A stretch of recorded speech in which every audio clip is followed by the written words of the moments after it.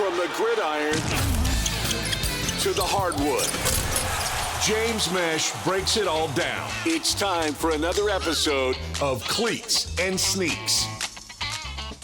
The 2025 NFL Draft has come to a conclusion, and I want to take a look at specifically the Saints. We'll get more into the NFL later on, and we'll get into it in the next episode, but I want to specifically look at the Saints draft since it is very close to home to us, since we're based in Southwest Louisiana. It's the team that I grew up watching. I was always a favorite of that. They were my favorite team. So I want to look at them because as time has gone along, and even over the last couple of days, I've started to kind of mellow out in a sense and really become more objective than put too much feeling of my Saints fandom into each individual draft pick, whether I'm looking at it super optimistically or even pessimistically.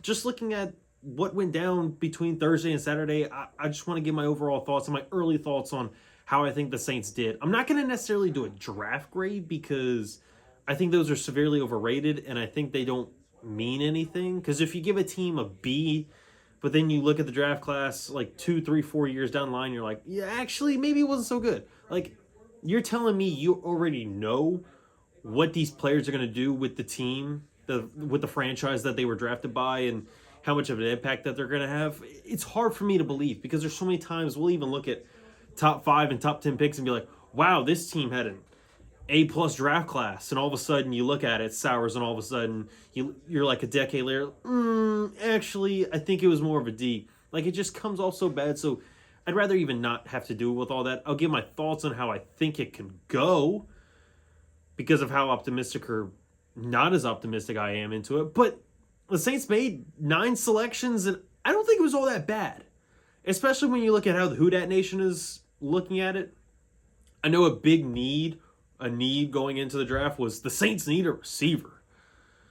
I wouldn't have been against it, but when also you're looking at the draft class where you're not loving the talent, it's a lot of middling guys where it's like they could have solid careers, they could be solid contributors for franchise or franchises that they end up going to in their career, but overall, it's not like you're going to have a bunch of Justin Jeffersons and Jamar Chases coming into the league and absolutely lighting the world on fire. Like, I don't see it. I see a lot of guys that could have solid careers, but overall, I'm not expecting the superstars and a bunch of superstars to step up for the years to come.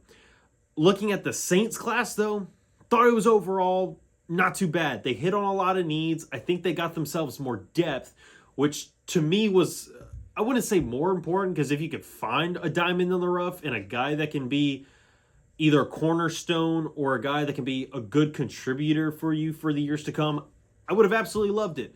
But for the expectations that I was going into, I was just, give me some guys that I can work with that can be a part of the rotation.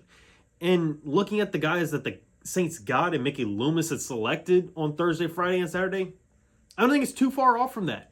The fact that you look at the 9th overall selection with them getting Kelvin Banks, I think that was a good one. You're going to have to figure out what you're going to do with the offensive line now, because now you have 3 tackles that are supposed to start for you, but last time I checked, you can only start 2 of them, so who's actually going to play that left guard? Feels like early thoughts are you just have Kelvin at his natural left tackle position. You move Taliesin Fuaga, who was left tackle for you last year. You move him over to right tackle. And then you move Penning over to guard, because I think a lot of us can consider Penning as more of a guard, and that's where he was probably better fit from the jump. My only concern with that is, can Penning make the adjustment? But at a certain point, you have to work out and you have to make the adjustments. So if that is the game plan that Kellen Moore and company have, I want to see Trevor Penning work. I think it would work better, even though he looked better than he did before at right tackle. Moving him to left guard, I'm not against the idea. I want to see if it works out. I want Penning to work, because I thought when they first drafted him, he was going to be that type of mauler that you were looking for. Left tackle, definitely not his position, but center and right guard are already figured out. I think the more natural tackles, put Fuaga where he was from the beginning, keep Kelvin Banks where he's always been, and then see if you can work with Penning at left guard. Because if not, they had already said that they're not going to pick up his 5th-year option. So it's basically a make-or-break year. They say they still like Trevor Penning as a prospect and a guy that they could be an offensive lineman for them and a starting lineman. I don't know if we're ever going to see a Pro Bowl or an All-Pro. Definitely not betting on that.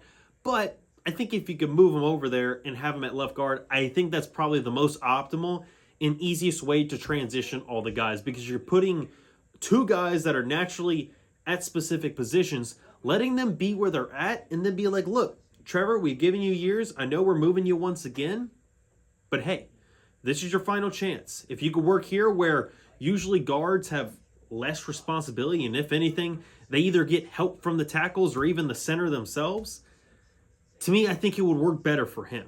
We'll have to see how it goes down, but that's where it naturally feels like it would make more sense. When you look at what they did in the second round, it was one pick, and it was Tyler Shuck. And there's a lot of weird places and a lot of directions you could go here, because I'm 25 years old. I just turned 25 at the early middle part of April. The fact that Tyler Shuck, he's a rookie coming into the NFL for the first time, and by the start of next season, he will be 26. It doesn't sit quite right with me. Now, if he is a starter for you for about a decade, and he ends up going till he's 35, 36 years old, who really cares? Because he was a contributor and a quality starter for you for that long. Most NFL careers only last about 3, maybe 4 years anyway. So if he plays double that, you're not too mad at it, especially if it was a second round pick. And here's the thing. This is the soonest the Saints have taken a quarterback since they took Archie Manning back in 1971 with their first round pick. Since then, it's either been third round or later. So the fact that they took him in the second round, they obviously believe in him. And you hear a lot of the other guys. I wasn't as big on Chuck, but I can definitely understand the fact that he has plenty of experience, spent 6 years in college, 2 years at Oregon, backing up Justin Herbert. That sounds crazy to say, but that is the case. Spent the next 3 years at Texas Tech before last year being at Louisville. The issue was he's had 3 season-ending injuries, 2 of them to the collarbone. One of them was in his leg. The thing is, though, it's with bones, and it wasn't necessarily with ligaments, so you feel a lot more optimal. And because he's kind of gone through the adversity of taking those injuries, you love the fact that, hey, you could battle back from that. But I do wonder, has it had a long-term effect on his psyche? Because last year you saw he had the most throwaways compared to other college quarterbacks, which you like and you don't like, because if you're feeling the pressure and you want to avoid the sack, cool, you're good. You don't have to worry about all that. But at the same time, if he's maybe getting out of it too quickly, and maybe he's seeing what Sam Darnold used to see and seeing ghosts, where he's like, maybe he's feeling the pressure and he's feeling, but really it's phantom pressure where the guy hasn't even gotten close to him, and he's just either quickly checking it down too much like we were seeing with Derek Carr, or he's throwing it out of bounds to where no one can catch the football. That's something that you're going to have to monitor and see what happens. The whole quarterback situation for the Saints is something that I can get to in a later episode, but overall, even though I didn't necessarily love the fact that they got him at 40, getting another quarterback makes me feel at least a little bit better. I would have been totally fine with starting Spencer Rattler and just rolling with him and then just really punting on the season. Even though usually I'm all for trying to win, I don't see how the Saints can win with either Spencer Rattler going into like his first, I guess you could say, real season as a potential starter, or just rolling with Shuck. Shuck seems pretty ready to go with all the experience that he has, because usually for a quarterback, you're looking for a guy that has a lot of experience. The fact that he was in college for 6 years, yeah, that'll do it. But to me, I think it's fine. I don't love it. I definitely don't hate it. Definitely a lot of to be determined with that one. Vernon Broughton was the first third-round pick that the Saints had taken. Initially, I was very questioning of the pick, but the more I thought about it, I'm a little bit more on board with it, if you catch what I'm saying. Because initially, early on, I'm looking at it, not loving it, but as I thought more and more about it, it kind of makes sense, because remember, the new defensive line coach for the Saints is Bo Davis. Where was he before he was at LSU? That's right, he was at Texas. And where's Vernon Broughton been for the last 5 years? The Texas Longhorns. So he coached him. It makes sense. He obviously sees something. If you're taking a guy that was supposed to go in day 3 in the third round, and you take him as the first of your 2 third-round picks, you obviously see something, and I think that is the case. Bo Davis must see the potential and feels like he didn't have the chance to fully unlock Vernon before he moved on and went to LSU. He must still see something. I don't think that Vernon will necessarily be the star defensive tackle for the Saints, but I'm also usually not expecting that with that necessarily third-round picks anyway. I think he'll be a solid rotational piece, and I think he could earn his way onto the roster. I know the Saints have a lot of defensive tackles and a lot of interior defensive linemen, but the way the 3-4 defense works, you can usually throw a lot of the heavier guys on the down linemen and have the other guys, say like Chase Young or Carl Granderson, play on the edges as those outside linebackers. So I do think, even though there's a lot of defensive tackles, he can still very easily find his way and get himself a role on Bo Davis's defensive line and Brandon Staley's defense overall. So, third round pick, even though it felt a little initially like, ooh, that would felt like a reach, I think because of the potential that Bo Davis sees and feels like he can coach out of him, because remember, Bo Davis was one of the best defensive line coaches in the country for college for quite a while now. So now that he's moved on to the NFL, if I had to bet, I think he can do it. If anyone's gonna get Vernon Broughton to be the best player that he can in the NFL, I believe it would be Bo Davis.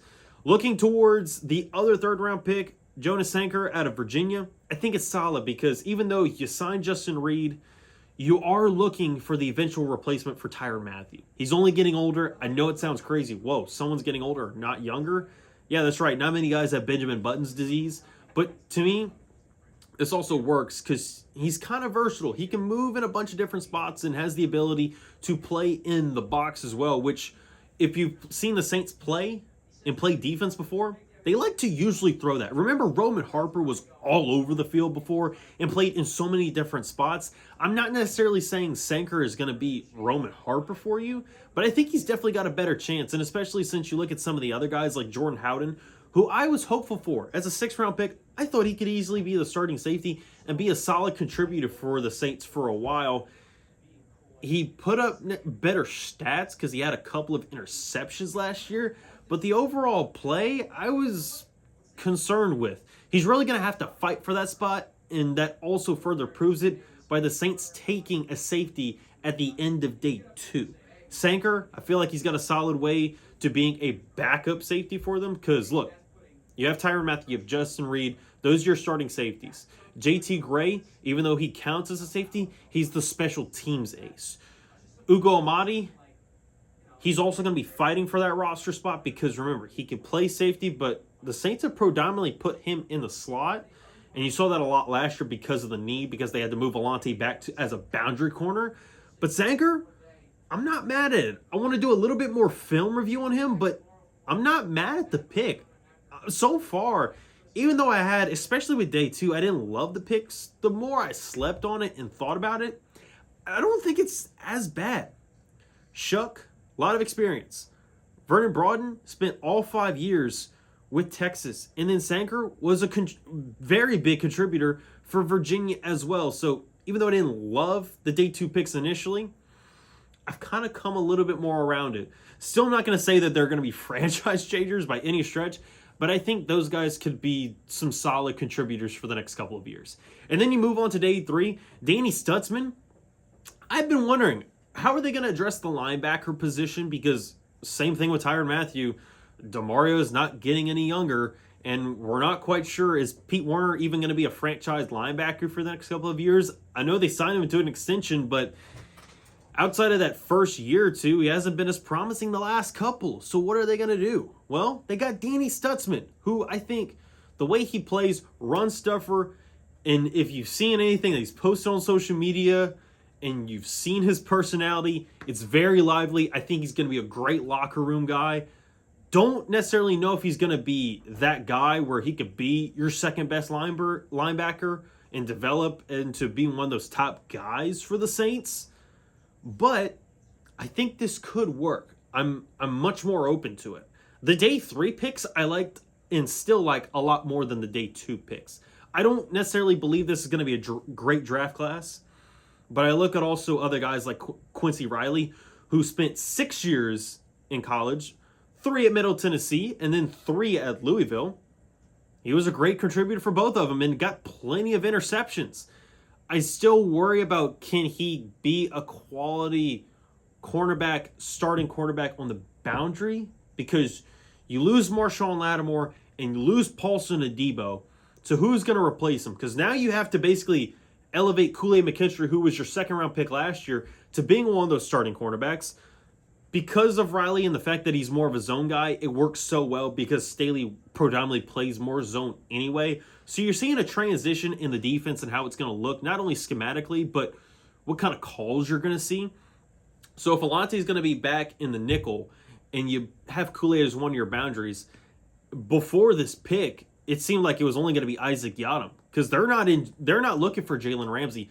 Doesn't seem like they're trying to get any of these other corners that are veterans that are either in free agency or potentially available for trade. So even though it was a day 3 pick, I'm really curious to see, can Quincy Riley actually prove himself and actually earn the starting job or even be a part of the rotation to being the boundary corner? He's got solid size, 5'11", 194. We see the stats. We see some of the highlights. I like what he can do, and I think he can definitely fit in Brandon Staley's system. Devin Neal was a 6th-round pick because remember, the Saints did not have a 5th-rounder. Devin Neal, I thought, was a guy that could go in the later part of day 2. He ends up falling all the way to the 6th round, and I do worry for myself because I was really high on A.T. Perry, and he has not done anything in the league so far. But Neal was super productive at Kansas. All 4 years, he was the leading rusher for the Jayhawks, especially in the sophomore, junior, and senior season. He put up monster numbers for them and was a huge, and I mean huge, part of the Kansas offense. So the fact that you got him in the 6th, I am really kind of curious. It does worry me that you got him that late, so maybe a lot of teams were really low on him, especially the Saints, since they got him in the 6th instead of, say, late in day 3 or will use one of the 4th round picks on him instead of saying Stutzman or even Riley. I think he's definitely got a chance, though, to carve out a role because now you don't have Jamal Williams. You still have Alvin Kamara. You still have Kendre Miller, but we haven't seen anything from Kendre. That's a huge thing to me. We have not seen anything yet from Kendre. So the fact that you got another running back in the room, because I don't believe in Jordan Mims. I don't believe in Clyde Edwards-Helaire, even though he's a local guy and played at LSU. I don't expect him to have a huge role for the Saints offense either. So you need to get somebody new. And I also wanted the Saints to at least get some sort of stock in this running back class because it's been compared to 2017. And there's a lot of talented guys. I liked a lot of the running back prospects. I wanted to get one of them. Devin Neal was an underrated one that I thought that they could get at the early part of day 3. They ended up getting him in the latter part, but I'm still glad they ended up getting him. So I also have a lot of optimism towards Devin Neal and the potential that he could have. Is he going to be a huge home run hitter when it comes to running the football? I don't necessarily think so, but I think he can be a good between the tackles guy that can just give you a lot of runs. Something that you've been missing for quite a while now since Mark Ingram left that first time. And then you look at the last 2 7th-round picks. I didn't love either of them. It just kind of felt like they were throwaway guys. Maliki Madaval out of UCLA. He was actually the leading receiver last year for UCLA, which is crazy to say because he only had about 500 yards. But the Bruins offense was putrid.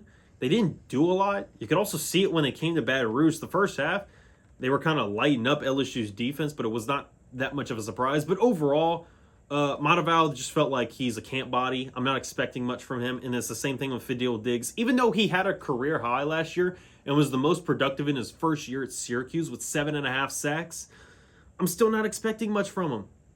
He's got a lot to compete with. He's got to compete with Carl Granderson. He's got to compete with Chase Young. And I know in Cam Jordan and Isaiah Foskey, and I know Foskey, everybody's ready to write him off. I'm basically there too because I've basically lost faith in him being productive at all. But he still would have to find his way onto the roster. And when you're a 7th-round pick, you have to overcome a lot of odds. And I'm just not fully confident that Diggs can do so. So the 7th-round picks, I'm not expecting a lot from. I was more in line of feeling confident in the 2 4th-rounders in Stutzman and Riley, and also the 6th-round pick in Devin Neal. Those guys I have the most hope for when it comes to the non-round 1 pick in Calvin Banks. But the thing is, one thing that I had noticed, and really it's a theme of two different themes. I would say the Saints draft theme was commitment and experience. Because you look at what the Saints had done, you look at the guys that they drafted. Kelvin Banks, 3-year star for Texas, started 42 games for them. Average of 14 games per year.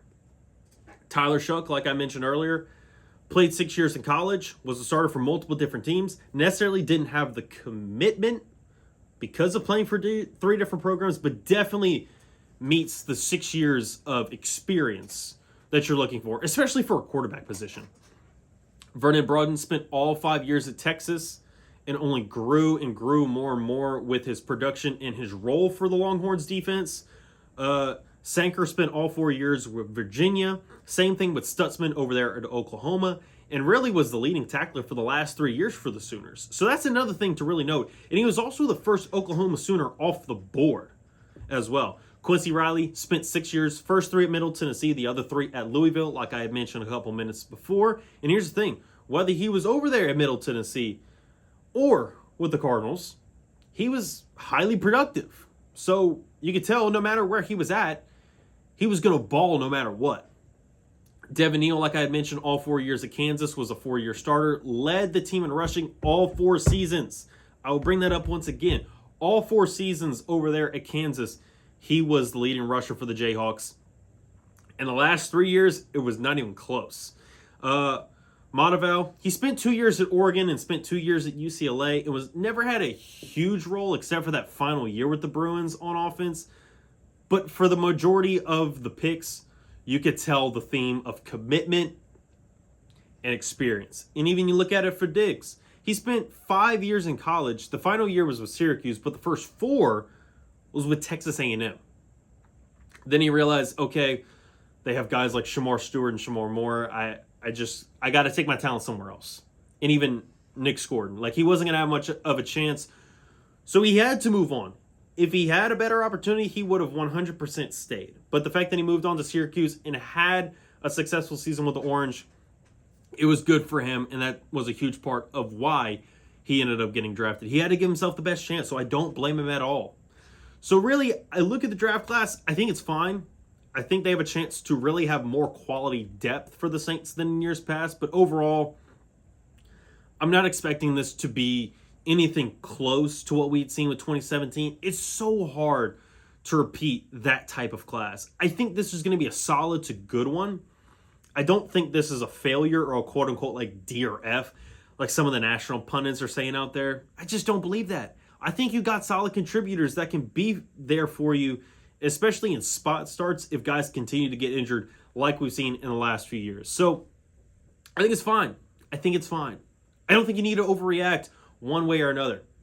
Just be even-keeled. Let's wait it out. I think you got some promise with some of these guys. Appreciate you listening in to another edition of Cleats and Sneaks. Like I had mentioned, we'll get more into the actual NFL draft. Some of the teams that I think had the best drafts overall based on the talent that they got. Baltimore, look out for them. Even some of the guys that maybe I didn't think they had as much coming out, maybe they didn't improve as much. Maybe it's because of the guys that I necessarily liked or didn't like. Or maybe it's just because of a lack of picks. Because even then, look at the Saints. For a majority of the last couple of years, they've only picked 5 or less players. And if you're in a draft class, unless those 3, 4, 5 guys really hit for you, you need to make sure that you just get more bodies. Because again, depth is important. This is a physical sport. You can't have so many guys keep getting injured and all of a sudden be like, well, we put all of our eggs into these baskets and now all of our baskets are injured. So now we have nobody left and you're relying on UDFAs. And how much are you really going to want to rely on UDFAs? Not a lot. Appreciate you tuning in. We'll get into that next week. But until then, make sure to like and subscribe to the YouTube channel ESPN Southwest Louisiana. Also check out plenty of our other podcasts. You have Over Par, The 4-Tire Change, and even the Miguez Mindset. And we have plenty of local coverage with LSU, UL, even get into McNeese, and even every once in a while, we get into the Pelicans. Speaking of NBA playoffs, they're about to be done with the first round. Not too much is surprising, except for the Lakers being down 3-1. That is something that I did not have on my board. But appreciate you tuning in. I'll talk to you next time.